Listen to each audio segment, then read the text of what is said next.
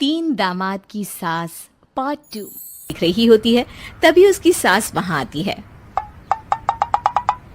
अरे सीरियल में तो ऐसे मग्न है जैसे आज रात का खाना पड़ोसी आकर बनाएंगे।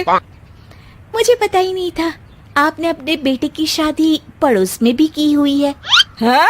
मतलब? मतलब इस घर में सारा काम बहू ही करती है, आप तो सिर्फ खर्राटे मारती हैं।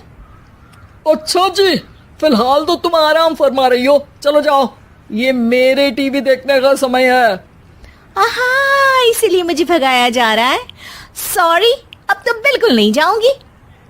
प्राची की इस बात पर दोनों सास बहू के बीच टीवी रिमोट के पीछे बच्चों जैसे छीना झपटी शुरू हो जाती है, जिसके बीच श्लोक भी काम से घर वापस आ जाता है।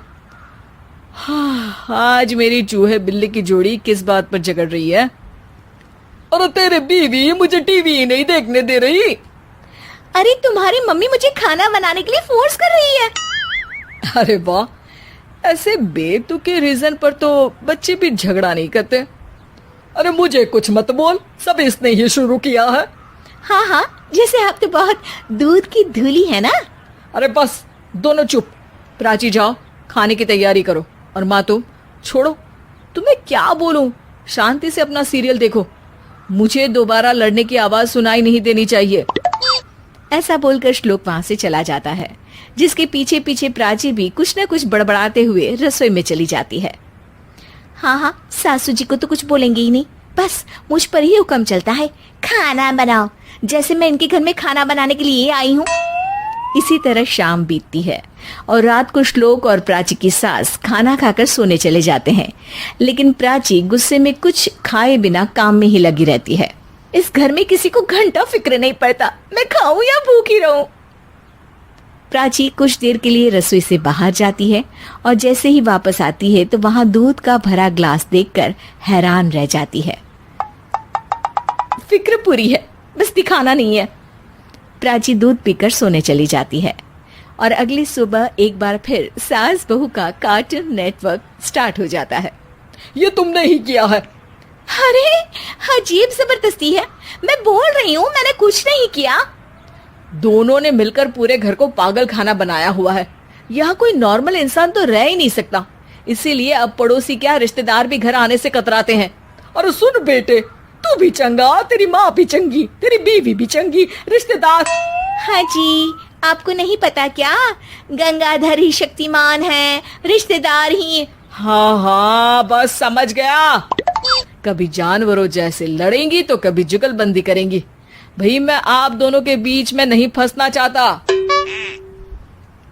सास बहू की इस मनमौजी जोड़ी से परेशान होकर श्लोक अपना सिर खुजलाता वहां से चला जाता है। चलो अब मैं भी कीर्तन में जा रही हूँ। इस पर जैसे ही सास कमरे में अपना पर्स लेने जाती है तो वहां नाश्ते की प्लेट रखी देख मुस्कुराने लगती है और नाश्ता करके घर से बाहर निकलते हुए कुछ पैसे टेबल पर रख जाती है, जिसके कुछ देर बाद सिलेंडर वाला घर आता है। ओ मुरी मैया, मैं सिलेंडर के बारे में तो बिल्कुल भूल ही गई थी। घर खर्च के सारे पैसे भी मम्मी के पास है और श्लोक से बोला तो उल्टा 4 बात सुनाएंगे। प्राची ये सोच ही रही होती है कि अचानक उसका चेहरा चमक उठता है और वो घर में आकर इधर उधर देखने लगती है। तभी उसकी नजर टेबल पर रखे पैसों पर पड़ती है, जिन्हें वो सिलेंडर वाले को दे देती है। ये सब श्लोक देख लेता है। अच्छा बेटे, इतना बड़ा घोटाला, सबके सामने मैं तेरी दुश्मन और पीठ पीछे तेरी मेरी यारी। इस पर श्लोक एक प्लान बनाता है और शाम को सब एक साथ बैठे होने पर बोलने लगता है। माँ, तुम दोनों की बहुत लड़ाई होती है, इसलिए मैं सोच रहा हूँ कि प्राची को उसके घर छोड़ाऊं, इससे वो भी खुश रहेगी और तुम भी। अचानक श्लोक की ये बात सुनकर सास बहू शौक से उसकी तरफ देखती है। अरे ऐसे कैसे घर छोड़ाओगे, मुझे कहीं नहीं जाना।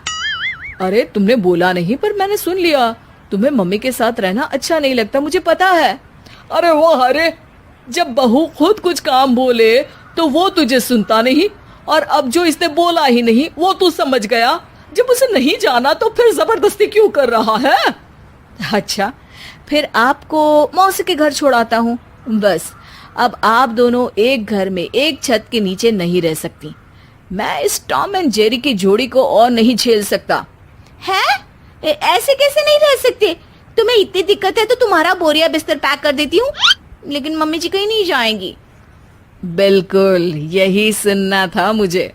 अगर दोनों में इतना ही प्यार है फिर हर वक्त ये लड़ाई का नाटक क्यों करती हो? देखा मैंने कैसे माँ किचन में दूध रखती है और तुम उनके लिए कमरे में नाश्ता रखती हो, और कैसे वो पहले ही तुम्हारी दिक्कत समझकर घर में पैसे रखकर बाहर जाती है।